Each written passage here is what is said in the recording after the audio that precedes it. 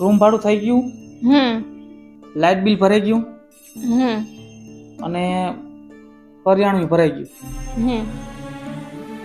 બરાબર.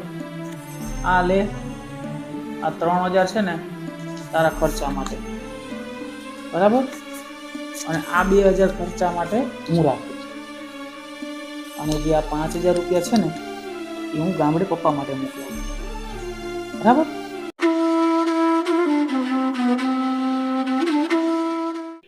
5000 જ કેમ?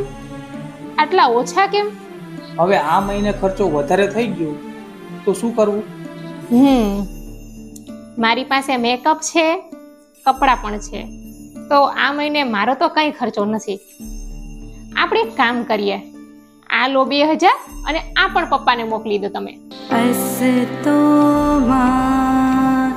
અરે અરે શું, મેં તમને કીધું ને કે આ મહિને મારે કોઈ જાતનો ખર્ચો નથી, તો આ 2000 રૂપિયા તમે પપ્પાને મોકલી દો.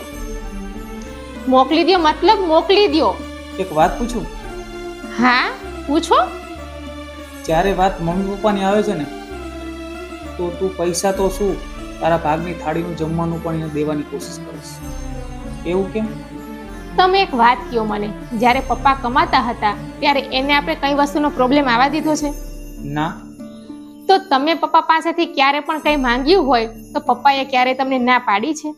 ના. જ્યારે પપ્પાએ એની જવાબદારી સારી રીતે નિભાવી છે તો એક દીકરો અને વહુ હોવાના નાતે આપણું પણ કર્તવ્ય છે કે એનો ઘડપણનો સહારો બનીએ, એના ઘડપણમાં આપણે એને કંઈ પ્રોબ્લેમ ના આવવા દઈએ.